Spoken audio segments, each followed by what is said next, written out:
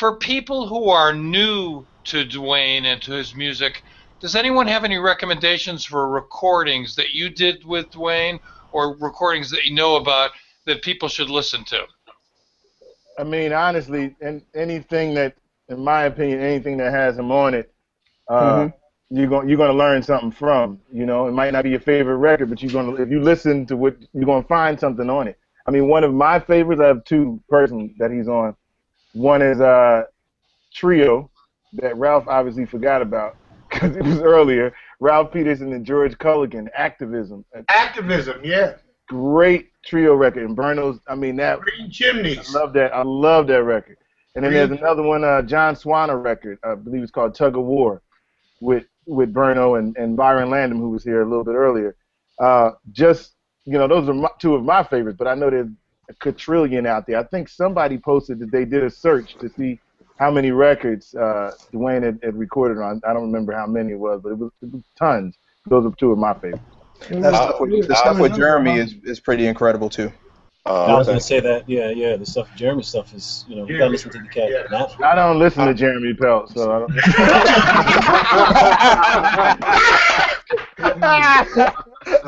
And I was trying to create some brotherly love. Yeah. Be on my record too. Well, no, I'll say this in all honesty.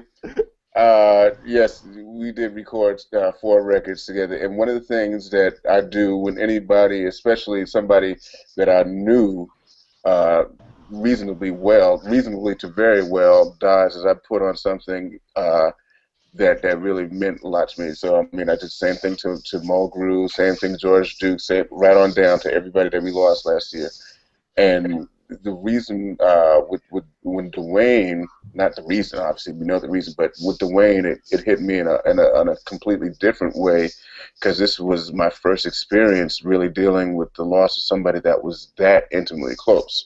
Mm-hmm. You know, I mean, I could say I knew Mulgrew just as like everybody else did, but I wasn't as close because that's not my generation.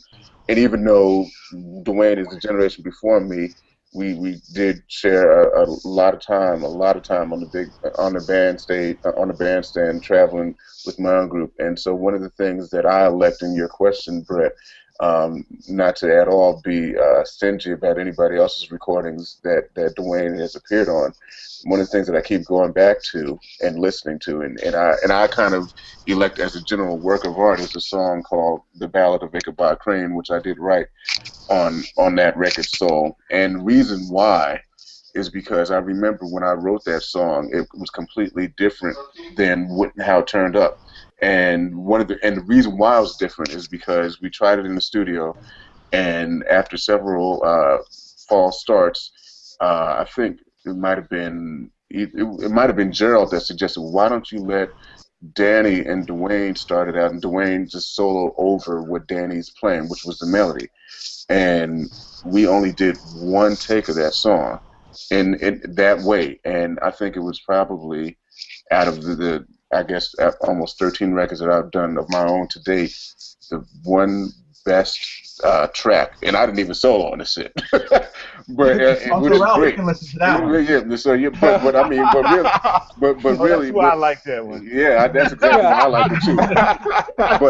but in all honesty, I mean, if I could post the stuff that the lines and just the imagination that Dwayne played on that track was just something that will always be with me, and it was just completely amazing and so organic at the same time. So that was an example of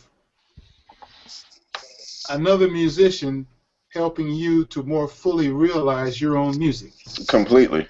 Mm-hmm. I mean, completely just changed the way the scope of that song in general. I mean, I feel like that record in general was probably the culmination of what we as a group had done collectively over the past 6 years. But we're not talking about the group. I'm just talking about Dwayne, and his performance on that one track was just, I wish, just something that I keep listening, and it haunts me because it is so completely beautiful and organic in nature. So that's my election for that. Yeah, if you I mean, I love I love all of Dwayne's works, and the thing I like to always do is listen to the cats recently, not all just 10, 20, 15, 20 years ago. And I don't know if any of you saw on Facebook, I posted that video that we did with the Black Art Jazz Collective, just a new group that we just started that Dwayne was really excited about. And if you listen to that track, Jonathan Blake's track, The Shadow, and just listen to how Dwayne, I mean, the composition is free. So you're able to really just hear his mind move. And if you just listen to him and Xavier get into what they're getting to, it's just a beautiful thing for me to hear. And I'm saddened that we're not going to really get to see that group evolve with him in it. But just that I got to able to be a part of that for that short amount of time is awesome. So if you guys can see that post somewhere, just check it out because it's awesome. Yeah. If my little last comment real quick. Years ago, a good friend of mine said to me, we were all just sitting around, it was backstage. His name is Dwayne Dolphin, another great bass player named Dwayne. And we were just joking around backstage, and forgot how he said it, but he said, "Man, just make sure you stick around for your 75th birthday so they can give you a party at the Blue Note." And we all started laughing. And I say that to say, over the past 4 or 5 years, we've lost. I'm looking even just at the gentleman on this panel, and thinking about Ralph and Antonio and their connection with Charles Fambro, and my connection with Charles Fambro. We've lost Charles Fambro in the last couple of years. We've lost Sid Simmons in the last couple of years. Trudy Pitts. I mean, that seems like a whole Philly thing, but we can go down to all the people from George Duke, Michael Brecker. In the last 10 years, it's all the people we've lost. So what I do, I'm saying that to say this, what I do hope, and it starts right here on this panel, is that we continue to keep someone like Dwayne Burno, his legacy alive. I mean, I don't know if you do. I have a few of his charts. If other cats want them, let's play his music. Let's keep talking about him, because we can go down the list of some people that even I saw that have gone on. I mean, a great basis. I continue to say David Eubanks' name just to keep him alive.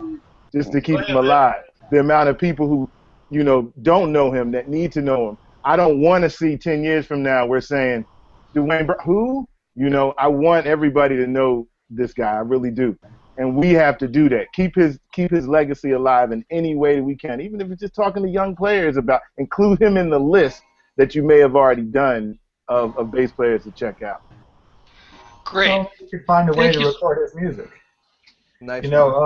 He's been talking a lot. He's been writing prolifically for the last 2 or 3 years, and he hasn't done a gig as a leader in at least that long. Wayne, did you guys do some of his music when you did that last gig? Yeah, we did one of his tunes, and he was planning on writing another one. In fact, he had just emailed me a few months ago asking me about different instrumentation, so he was working. Yeah, and Wendy said there's a big pile of music at home. Yeah. I mean, I think Jeremy's recorded some of his tunes. I mean, obviously, with the Composers Collective we had together, he contributed a lot of tunes to that, and he also, when we were working with Freddie Hubbard, I had him arrange some of those tunes, and he wrote some beautiful arrangements for that, Skydive, and even Red Clay. I mean, he wrote, he's a prolific writer, and we thought for years he would make a record, but for whatever reason, he never got it done. But there's a lot of music there. I mean, we got to figure out a way to get some of that out there. Well, he had the highest standards, and if you're going to have those high standards and be honest, which he was honest, man, and so if you're going to have those kind of high standards, you can look at yourself and know where you have to go. Bro, when you're looking at your mortality at 40 years old, knowing if you don't get a kidney or something doesn't happen, you're out of here and you're raising a family, that's when you talk about what is important and what is not important. That's why when he played, every note that Dwayne played, he played it like it was the last note that he was going to play, because he didn't know. When he took those $50 gigs, he took it to take care of his family. I think we need to think about that when we're playing our music. It's not just playing music and gigs. It's like it's serious. We don't know when it's going to be the last time that we play, and that's what I got from Dwayne. I mean, like I said, we can talk about he never complained, and yeah, he had that look and everything, but I think, he left a very important mark on all of us, the people that knew him and the people that hear his music, and we need to really think about that and how we go forward playing music and dealing with the music.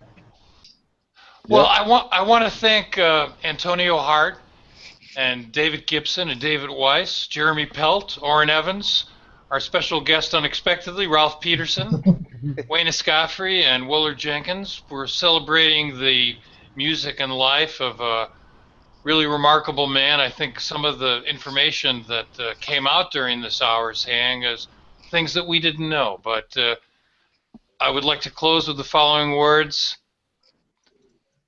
Dwayne Burno lives. Thank you.